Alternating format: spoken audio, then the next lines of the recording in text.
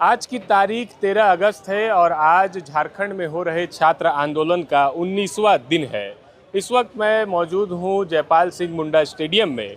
भीड़ आपको थोड़ी कम दिख रही होगी, मैं कपिल को कहूँगा कि आसपास दिखाए। भीड़ पहले के मुताबिक इस मंच पे कम दिखाई दे रही है। इसका प्रमुख वजह जो है बताया जा रहा है कि देवेंद्र नाथ महतो जब 10 अगस्त को विधानसभा मार्च हुआ था, उसके बाद वो सदर अस्पताल में भर्ती है, उनका उपचार जारी है। हालांकि उनका भूख हड़ताल अब भी जारी है, उन्होंने तोड़ा नहीं।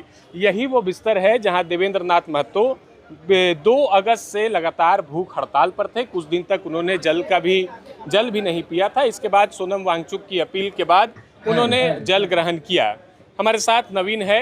कल यानी 12 अगस्त को देवेंद्र नाथ महतो ने सिविल सर्जन को एक लेटर लिखा। लेटर ये लिखा कि मुझे सदर अस्पताल में मेरा उपचार है, लेकिन जयपाल सिंह मुंडा में जो स्टेडियम में बच्चे हैं, मुझे उनसे मिलने दिया जाए और मुझे वहां पे जाने दिया जाए।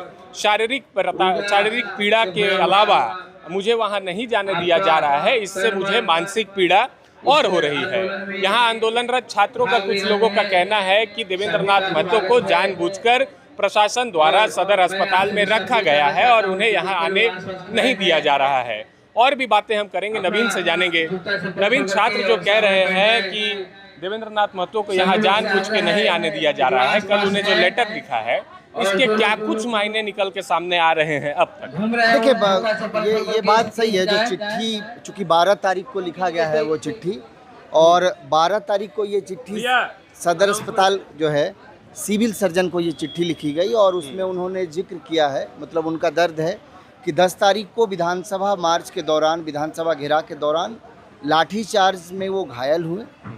उसके बाद वहाँ से एम्बुलेंस में उन्हें भर करके लाया गया सदर अस्पताल, यहाँ पर उन्हें एडमिट करा दिया गया है और 10 तारीख से वो लगातार अस्पताल में भर्ती हैं। हालांकि इस दरमियान झारखंड सरकार के स्वास्थ्य मंत्री खुद उनसे मुलाकात करने के लिए पहुँचे थे। कई और भी नेता हैं जो उनसे मुलाकात करने के लिए सदर अस्पताल पहुंचे थे। अब देवेंद्र नाथ महतो को ये लग रहा है कि शायद उनको उस आंदोलन से दूर रखने के लिए कहीं न कहीं जो है अस्पताल में रखा गया है। हालांकि वो भूख हड़ताल पर है बेशक अरविंद, लेकिन सवाल ये है कि जब उन्होंने ये चिट्ठी लिखी कि मेरे अस्पताल में रहने के कारण यहाँ का जो आंदोलन है वो प्रभावित हो रहा है, छात्रों के बीच अगर वो मौजूद होते तो शायद आंदोलन जो हम लोग इस वक्त तस्वीर देख रहे हैं, चूँकि थोड़ी धीमी है, छात्र अभी कम है, संख्या कम देखने को मिल रही है। 10 तारीख के बाद अगर हम देखेंगे तो लगातार यहाँ संख्या कम ही देखने को मिल रही है, लगातार संख्या कम है।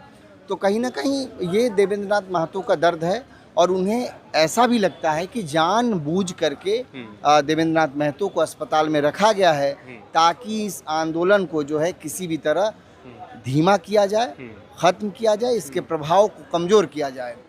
तो देखिए, चिट्ठी तो उन्होंने लिखा है, लेकिन अब डिपेंड करता है कि अस्पताल क्या इस फिलहाल इस स्थिति में है कि देवेंद्र नाथ महतो की तबीयत ठीक है और उन्हें अस्पताल से छोड़ा जा सकता है। ये डिपेंड करता है अस्पताल प्रबंधन पर। और जब वो सिविल सर्जन को ये चिट्ठी लिखी है तो अब सिविल सर्जन इस पूरे मामले में क्या कुछ करेंगे देखना होगा। लेकिन ये बात, इस बीच जो है 10 अगस्त को जो प्रकरण हुआ, पूरे देश ने देखा ये चीज़। इसके बाद जो आंदोलनरत छात्र घायल हुए, जिनकी भूख हड़ताल में तबीयत बिगड़ी, वो सदर अस्पताल में इलाजरत है। इस बीच कांग्रेस कोटे के विधायक और मंत्रियों का लगातार सिलसिला जारी है उनसे मिलने का। कांग्रेस कोटे के मंत्री इरफान अंसारी, शिल्पी नेहा तिर्की ने भी देर रात, उसी दिन देर रात वो खुद बिना किसी सुरक्षा के अपनी गाड़ी चलाकर, जैसा उन्होंने मीडिया से कल कहा कि वो देर रात खुद गए थे और देवेंद्र नाथ से उन्होंने मुलाकात की और भूख हड़ताल तोड़ने को लेकर भी आग्रह किया है। लेकिन जो आंदोलन की वर्तमान स्थिति है, देवेंद्र महतो के नहीं रहने से जो छात्रों में जो उत्साह थी, वो उत्साह की थोड़ी सी कमी जो है वो जरूर फिलहाल जो है वो दिख रहा है। तो ये महत्वपूर्ण है कि देवेंद्र नाथ महतो के रहने का जो है ये असर यहाँ पर तो था, दिख रहा था।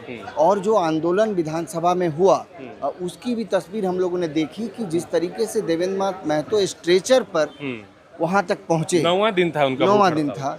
और ये जो भी छात्र इसमें शामिल थे, जो प्रोटेस्टर शामिल थे, उनको कहीं ना कहीं उन्होंने एक बल दिया है। कहीं ना कहीं एक नेतृत्व की भी कमी यहाँ पे उनके नहीं रहने से देखने को मिल रही है।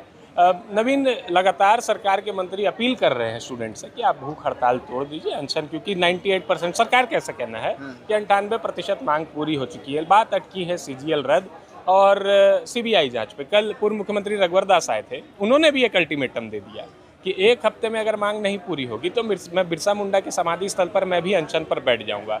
आज आप इस बीच स्टूडेंट्स का जो कहना है कि हमारी लड़ाई सरकार से नहीं सिस्टम से है। बीजेपी लगातार ये मांग कर रही है कि सीएम हेमंत सोरेन नैतिक जिम्मेदारी लेते हुए इस्तीफा दे दे। आज आपने मिथिलेश ठाकुर से बातचीत की, मिथिलेश ठाकुर ने कहा कि सीएम हेमंत सोरेन पॉकेट में इस्तीफा लेके चलते और उनकी नैतिक जिम्मेदारी नहीं बनती है। नहीं देखिए, इस पे क्या कुछ कहेंगे? नहीं देखिए, अगर आप इस पूरे प्रकरण को क्रमबद्ध तरीके से देखेंगे, देखिए आपको याद होगा कि छात्रों का आंदोलन शुरू होने के पहले सरकार ने सीआईडी कंडक्ट करा दिया था। जेपीएससी के मामले में सीबीआई ने जांच शुरू कर दी। हाँ सॉरी, माफ कीजिएगा, सीआईडी। और सीआईडी ने कुछ लोगों की गिरफ्तारी भी कर ली थी आंदोलन के पहले। उसके बाद फिर 25 तारीख को सड़क पर उतरे छात्र, वहाँ से आंदोलन शुरू हुआ। उसके बाद जयपाल सिंह मुंडा में तमाम छात्र जो है बैठे।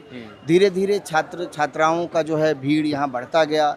कई छात्र संगठनों ने बैनर तले समर्थन यहाँ करने नहीं पहुँचे, लेकिन छात्र जो हैं वो जरूर आए, उन्होंने समर्थन किया। आपको याद होगा कि जो आदिवासी छात्रावास के छात्र वो भी आए थे, तिरंगा मार्च उन्होंने किया। कई तरीके से उस दिन से अगर आप देखेंगे 25 तारीख से लेकर के आज का दिन जो है, आज 13 तारीख है, 13 अगस्त तक के पूरे क्रमबद्ध तरीके से देखेंगे तो झारखंड के इतिहास में अब तक का सबसे बड़ा आंदोलन छात्रों के लिहाज से, छात्रों का ये सबसे बड़ा प्रोटेस्ट है। झारखंड आंदोलन के तो बहुत बड़े बड़े इतिहास रहे हैं, लेकिन छात्रों के लिहाज से एक बड़ा आंदोलन है। और अब चूंकि जो मुख्य 2 मांगे जिनको लेकर के छात्र अड़े हुए हैं, एक जो सीजीएल रद्द करने की और दूसरा जो सीबीआई जांच की मांग हो रही है। सीबीआई जांच को लेकर के सरकार का रुख बहुत स्पष्ट है, क्लियर, कि वो सीबीआई जांच इसमें नहीं कराना चाहती है। उनका साफ कहना है कि सीबीआई इसके पहले भी जांच की थी जेपीएससी 2 का, उसका क्लोजर रिपोर्ट आज तक सबमिट नहीं हुआ। आपको याद होगा झारखंड में बड़े बड़े घोटाले हुए। आपको याद होगा भानु प्रताप शाही स्वास्थ्य मंत्री हुआ करते थे, 130 करोड़ का दवा घोटाला।